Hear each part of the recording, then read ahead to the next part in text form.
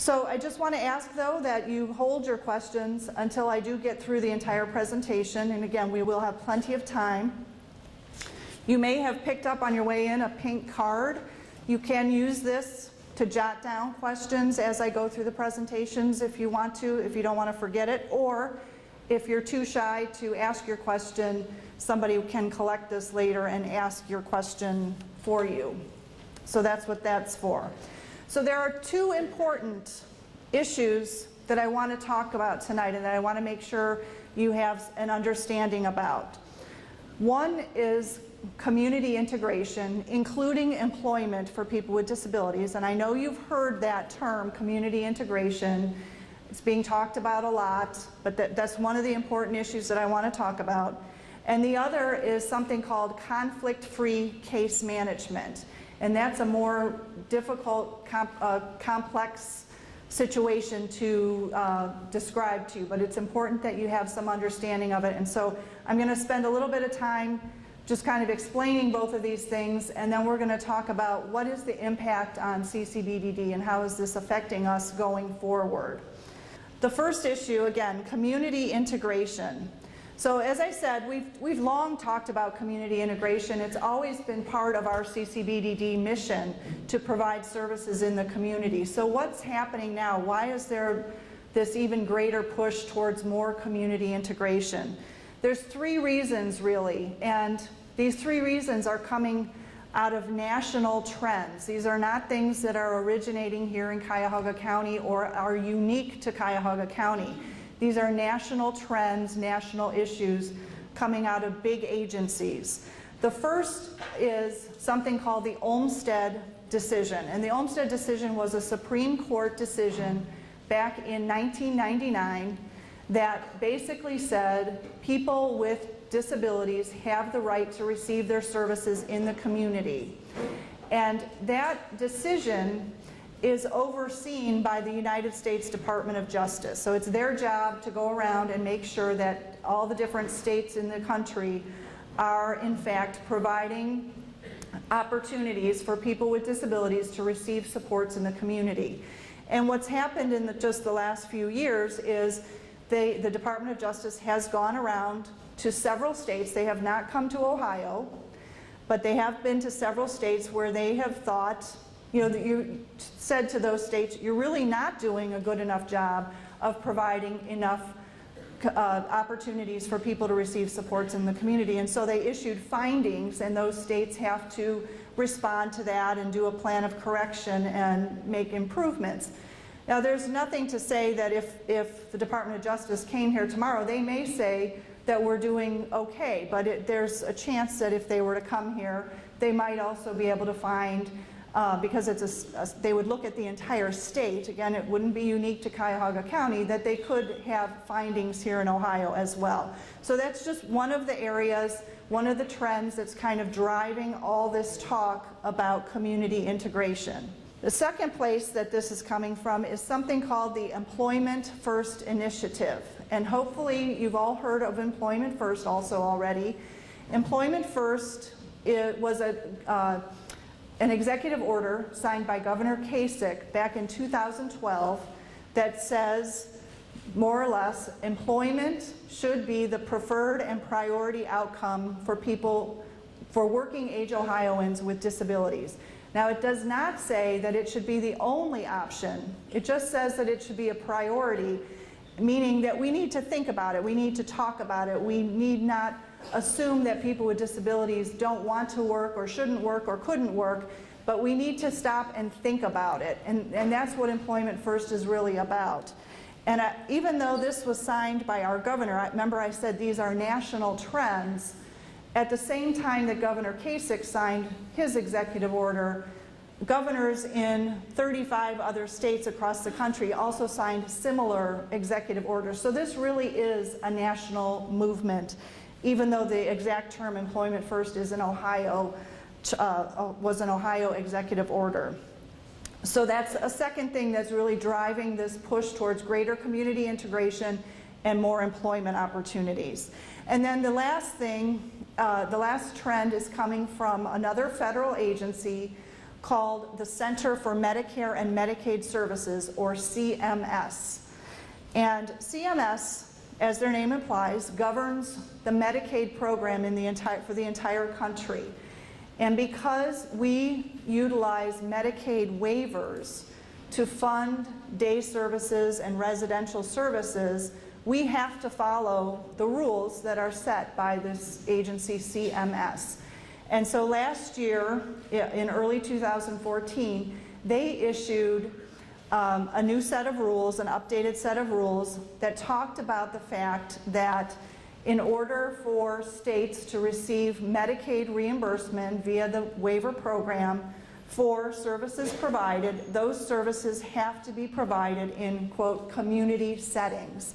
And so the big question is, so what is a community setting? And they give some indication of what that is, but we're largely left to figure these things out on our own. But I just want you to know at this point that push is coming also from the Center for Medicare and Medicaid Services. So all three of these things are kind of lining up, pointing us in the direction, again, community integration and greater opportunities for employment. So what does it really mean? And again, even though I've just told you that there's these three trends, why have these trends developed over the past few years? What's really driving this? And the way I describe what is happening is this, so that when you hear that there is an expectation for increased opportunities for community integration and employment, here's where that idea is really coming from. There has been a perception, again, not unique to Cuyahoga County, this is across the country, but there has been a perception by these agencies that I talked about, and it's probably true at least to some extent, but there's this perception that over the years, we in the service delivery of services and supports for people with developmental disabilities have developed an over-reliance on sheltered facility-based programs to provide day activities and employment for people. And so that's the perception, and like I said, it's probably true at least to some extent, or at least in some places. And it is absolutely true, as many of you remember, at one time there were no options for people with disabilities to do anything productive or meaningful during the day. And of course, our adult activity centers and the development of those programs has been extremely beneficial.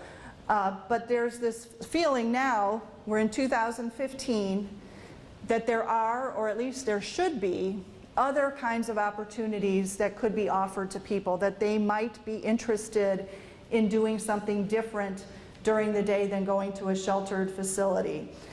And so the way I describe this slide is that in the top row here, in the past, there was a perception that there was an almost automatic assumption that a person with a developmental disability would graduate from high school and they would go to a sheltered facility, in our case, an adult activity center. So someone might graduate on Friday, they'd go to Beechwood AAC on Monday. And that was the way things happened, and it was an almost automatic assumption that that's what would happen. And other kinds of ideas weren't really talked about with that student as they got older and got ready to graduate. And so what we're saying now is, instead, at the time of graduation, we should be prior to graduation, we should be stopping and having a conversation about what are some other possibilities, including a sheltered facility that might be appropriate for some people, but does somebody want to work in an office, spend time in the community? Are there other things available that that person might want to spend their day doing, rather than just making this assumption that they're going to the adult activity center? And so that's really going to be the difference going forward, is largely just that conversation and making sure we're stopping and having that conversation, not just with people who are getting ready to graduate from high school, but people of all ages, and just making sure we're asking, is there something else that you might like to do? Would you like to hear about some of these other opportunities? If the answer is no, that's fine, but we're going to start to be asking those kinds of questions. And of course, the Cuyahoga County Board of Developmental Disabilities needs to make sure that these kinds of opportunities are even available out there. And that is one of our challenges right now, and that's why in my opening comments I stressed the fact that we really are in the beginning, early stages of some change. Because it's up to us to make sure, if we're saying we want to stop and talk to people about what are some other opportunities, we need to make sure those opportunities are available. That's up to us. That's a challenge that we're facing right now. So that is the first issue, trying to explain what is community integration in employment and where is that coming from. Moving on, another important issue that is driving change in our field in the coming years is another portion of the Center for Medicare and Medicaid Services, or CMS, another portion of their rule that addresses something called conflict-free case management. And this is a very strange term, and I'm going to do my best to explain it to you. But you see right here, county boards of DD, we currently provide direct services and we currently provide support administration. Our agency does both of those things currently. The rule says, this CMS rule about conflict-free case management says that the same entity that develops an individual's plan and authorizes services cannot also be the entity that provides the service. They view this as a conflict of interest because the person writing the plan and authorizing the services is also has an interest in the same agency that's providing the services and drawing down the revenue. And we're a government agency, so we have a problem with that. But in reality, in a lot of states, they might have private entities doing both these things, and it really might be a conflict of interest because an agency is allowed to sort of write their own ticket or write their own check. So what is the implication of this? As I said, the Cuyahoga County Board right now, we provide direct services, right? We provide services in adult activity centers. We supervise enclaves. Our staff work in those enclaves. Our staff help people find jobs and provide job coaching. All of that is considered direct services. We do that. Most county boards of DD in Ohio also provide those kinds of services. Not all. Some have gotten out of the business of being a direct service provider. But most of the 88 counties in Ohio do this still, just like we do here in Cuyahoga County. All county boards in Ohio, all 88 county boards, including ours, provide support administration. We all do that function.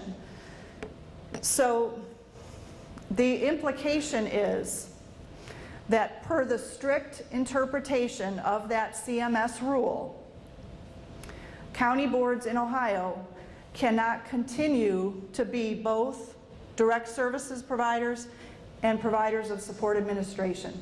The implication of the rule is we could not continue to do both of these things going forward. And so, because it is very important that county boards of DD maintain that support administration function, because it is directly responsible for controlling how our local levy dollars are spent. If forced to, every single county board in Ohio will choose to continue to maintain this function. And the implication of that is that we could not maintain the direct service function. And so I know that's very concerning. And it's concerning to me as well. It's concerning to my colleagues and fellow superintendents as well. And so is anything being done about this? Yes. I want to tell you that there are efforts underway to fight this, to try to get CMS to understand that we're different in Ohio. We have this county board system. It's not really a conflict. We're a governmental entity trying to get their attention and paying attention, to try to get them to pay attention to us and allow us to continue to do both of these things. Our Ohio Association of County Boards They represent all county boards in Ohio. All 88 county boards belong to this agency. And so when things like this come up, that's their job, is to help us to lobby and fight back about some of these things. They are working with a lobbying firm in Washington, D.C., who is attempting to make inroads directly with CMS and with the U.S. congressional representatives about this issue of conflict-free case management, with the intent of, again, getting CMS to allow us to continue to provide both of these roles, or at the very least, buy us a better, longer period of time at which to make this transition. At the same time, recognizing in the event that that doesn't work, legal action is also being considered with the goal of that same outcome of allowing us to continue to provide both those roles, or to at least get us a longer time frame. So legal action is being considered and looked at. And the DODD director, John Martin, some of you know who John Martin is. He's the director of the State Department of Developmental Disabilities. He recognizes that CMS's strict interpretation of this rule, it provides for much too short of a time frame for us to make changes like this in a responsible manner. So he too is working hard with CMS to try to negotiate a better outcome, or at least a longer time frame. So those efforts are very real, very much underway today. I wish I had good news and I could say I absolutely know for sure that those things have worked and we're going to get that, but I just don't know that today. And when I scheduled these meetings, I had very much hoped that I would know that. Once we have a final answer on that, I certainly will be getting that information out to everybody immediately as soon as I know what it is. Now, this is a federal issue, and many of you I know have spoken with your state representatives, and that's very important too. We feel like we have gotten our state legislature to understand this issue and to try to put some language in the state budget in favor of, again, allowing us to continue these rules. But this really is a federal issue, and it can only be changed at the federal level. So we have information, hopefully you picked it up at the desk when you came in, that you can use, it's like a template letter that you can use to write to your U.S. congressional representatives to express your feelings on this issue. And I think it has an indication of who the congressional representatives are and their address. It also has their phone number. If you would prefer calling, you can call them. You'll probably talk to an aide, but that's okay. They'll still get the information that you called. But it also provides like an opening paragraph and a closing paragraph, but it's important that in the middle part of the letter, you put your own personal feelings and experiences in there, because you all have different personal experiences. They're all different, but they're all very powerful. And so it's important that rather than just everybody send the same exact letter, it's important that you personalize that and tell your own story to those lawmakers and let them know how you feel about this. So that's very important. Also, I believe we have plenty of those. So if you know people who were unable to be here tonight, please feel free to take additional copies and give them to your friends and neighbors and anybody who might be interested in writing a letter. Okay, moving on, just talking about looking towards the future. So how do we see this impacting us going forward? And again, I want to remind you, it's very important. We're in the very early stages of making any changes. We're looking at a lot of things. We haven't made any major decisions. We are committed to increasing opportunities for community integration and employment. In fact, as I said earlier, our mission statement has always been about that. Our current mission statement says that we will support and empower people with developmental disabilities to live, learn, work, and play in the community. And that in the community phrase has always been a part of our mission in one way or another. We've already moved our schools and early childhood we've already moved our schools and early childhood centers towards more integrated models. One important thing I want to tell you about is we are focusing a lot of our time and energy on transition age youth, transition age students. And this hasn't always been easy. We have 31 different school districts in Cuyahoga County, and we're working really hard to develop good relationships with all 31. But we feel that today's high school graduates are very accustomed to being in an integrated setting. And what we find many times is they're not really interested in entering a sheltered setting in the first place.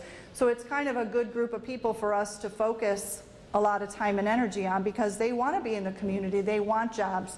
Not every single person that graduates from high school, but a large number of them. As I said, they're very accustomed to having been in an integrated school setting, and so that's important for them to continue.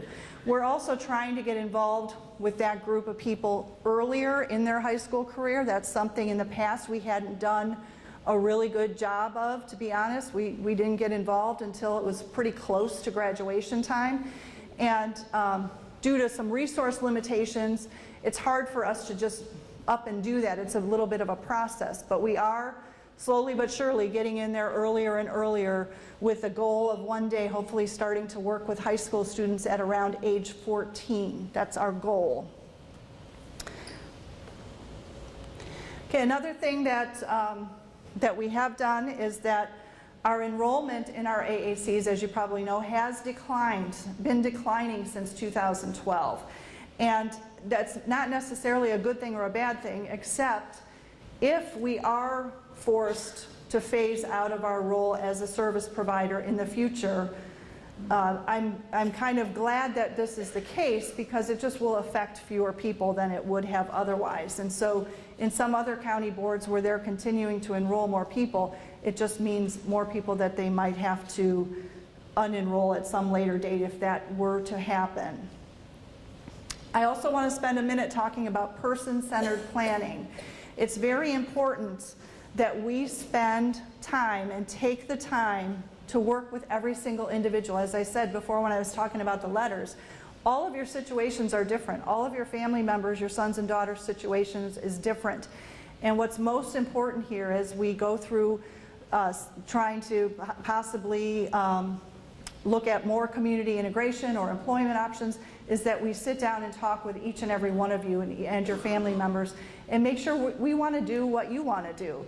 And we're not really interested in trying to push things that people aren't interested in. We want to respect your choices. We want to have those conversations.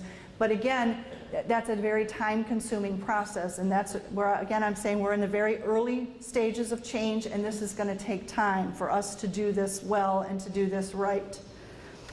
Another thing I want to mention is seniors programming. For many years now, probably about 20 years, we have developed a really nice network of seniors program providers out in the community. And many of these are very much community integrated. So seniors with developmental disabilities are attending seniors programming alongside seniors who do not have developmental disabilities, and it works out very nicely for many people. We have about 163 people currently who attend that kind of programming. And I mention it only because hopefully if your son or daughter or family member is of a certain age, say 60 or so, hopefully someone has mentioned this idea to you before and that you know that it is a possibility, and it really is a nice option for some people as they get older. They tend to be slower paced, smaller kinds of settings, and some of them can provide some medical services, meal, nutrition services, and so I just mention it as, excuse me, it might be a nice option for some people as they get older.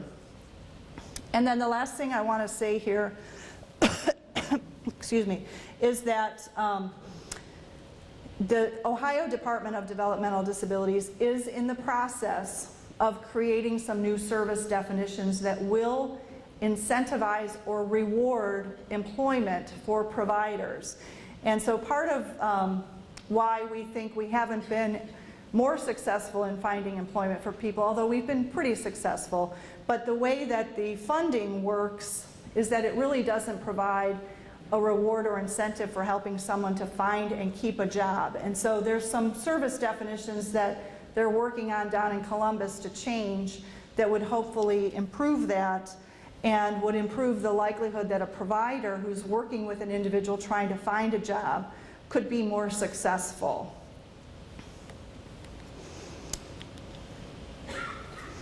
Okay, another, still looking towards the future, although this is something that's already happened, but it has implications for the future. Hopefully you know by now that back in January, we combined our existing adult activities department and our employment services department into one department that we call Employment and Community Alternatives. And I want to introduce, just in case you haven't had the chance to meet them, Jackie Kasprisen is our Chief Operating Officer, and Dr. Janet Keeler is our new General Manager of Employment and Community Alternatives. So if you have a chance, excuse me, say hello to them before you leave tonight. But we combine these departments with the idea that if we really want to achieve some new and different outcomes regarding increased community integration and employment, we wanted new leadership, new ideas for success, and we knew that we have a tremendous resource in both of these departments, both human resources and other resources, and we wanted to combine them so that they would all be working towards shared goals and outcomes. And this new department is already doing some pretty neat things. One of them is something that we call the Integrated Community Supports Project. And I know this slide is kind of busy, but I'm going to explain what all those pictures mean.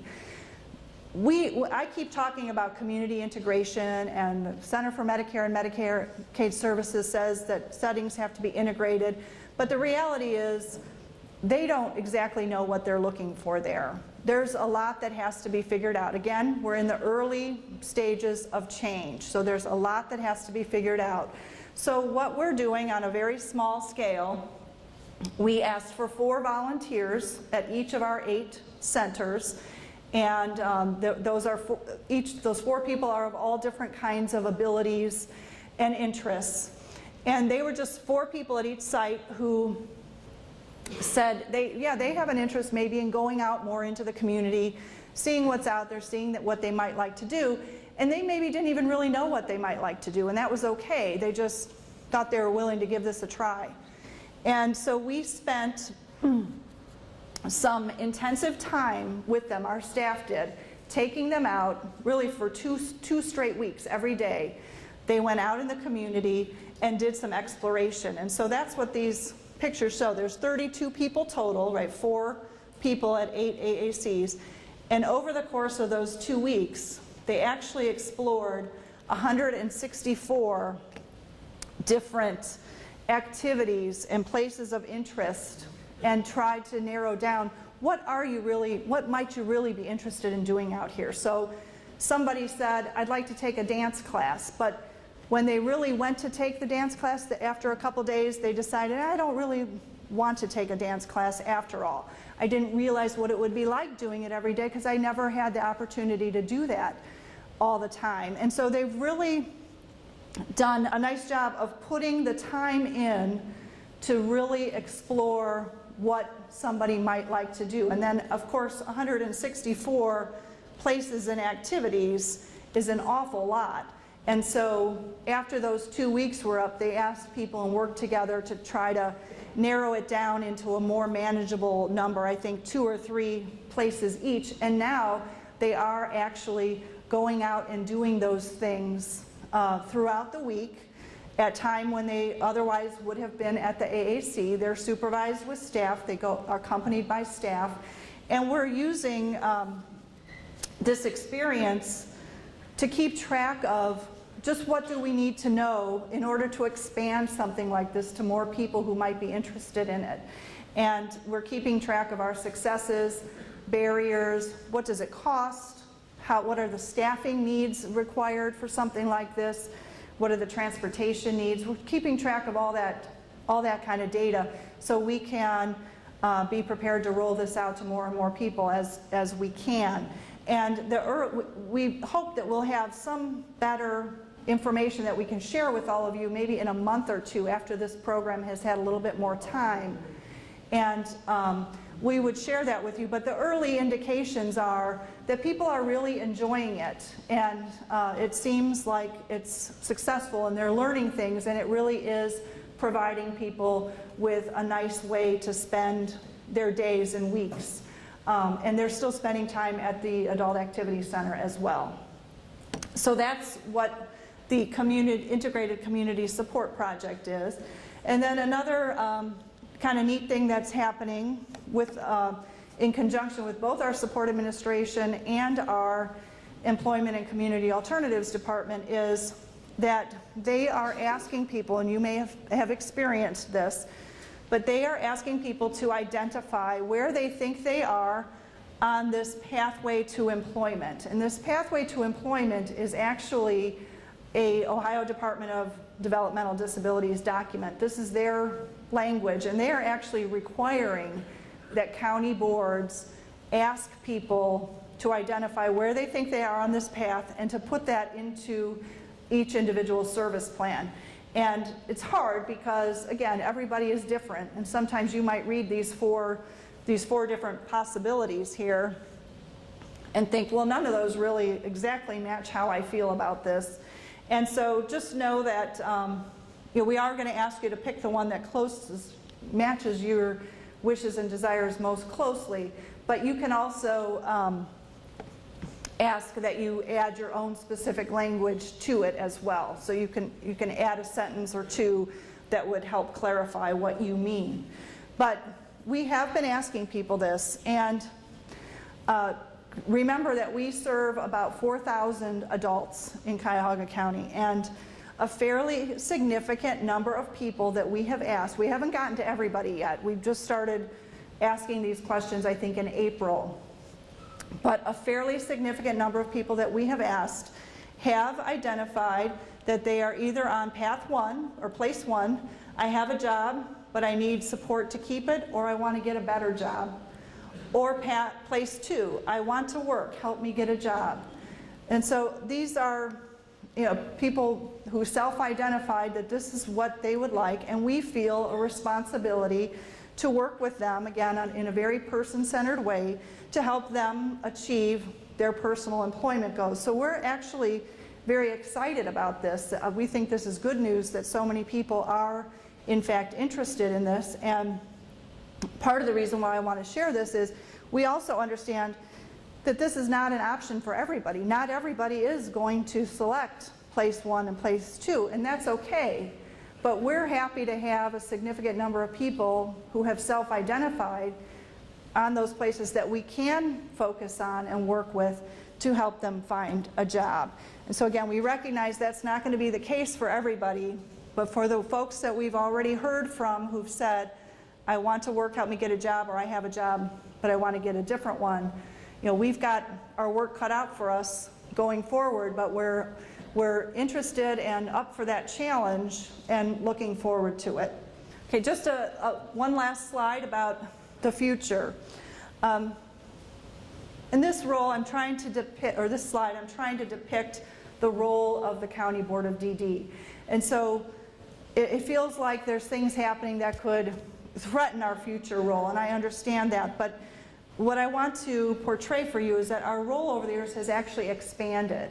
And at one time, we may have been viewed by our public as really just a provider of our adult activity centers. That's how people know us, and our transportation service. They see our buses around town.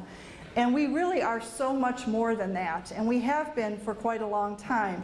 Since we've started utilizing Medicaid waivers, those waivers really have opened up a lot of possibilities and a lot of choices for people that didn't exist before we used those waivers. And so even though they come with a lot of red tape and baggage, they really do provide opportunities and funding for those opportunities that would not exist otherwise. And because of that, our role as a Board of Developmental Disabilities has expanded over the years.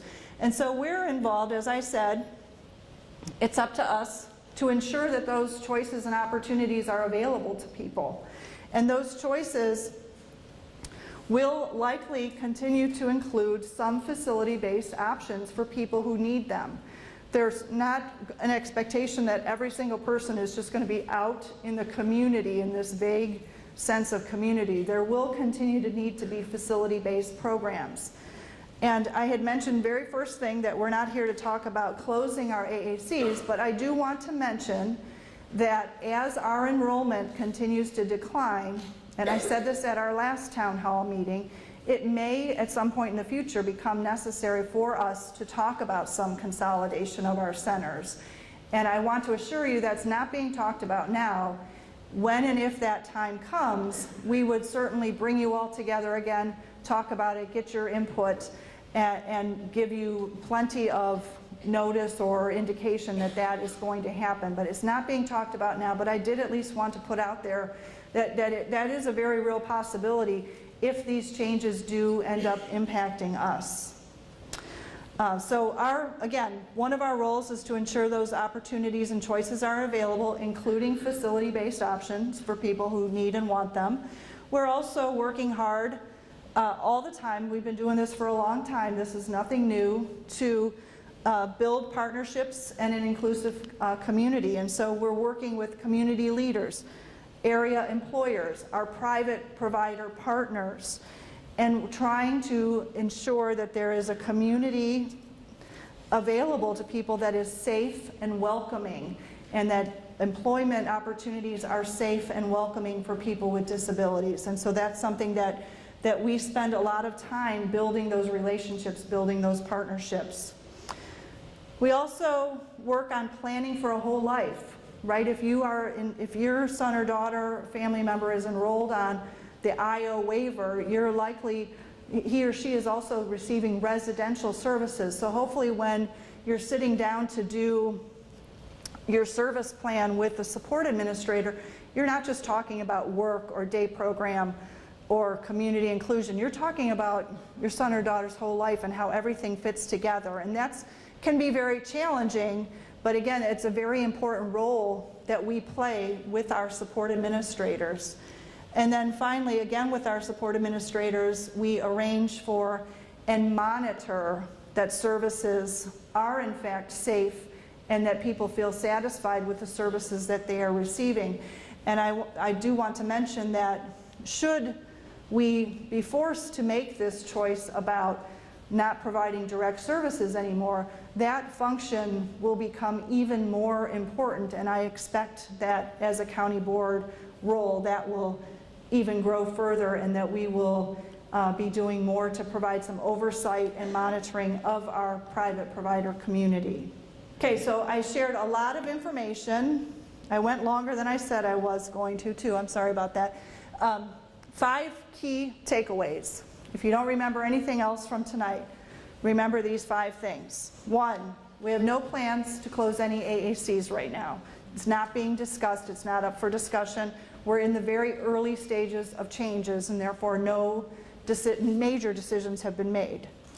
Community integration is core to our mission, always has been and continues to be.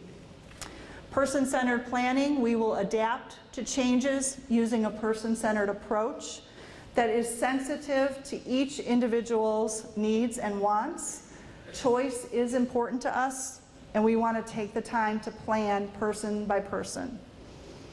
The future is about expanding and offering opportunities, and again, that's one of our big roles and challenges going forward, is to help develop those opportunities.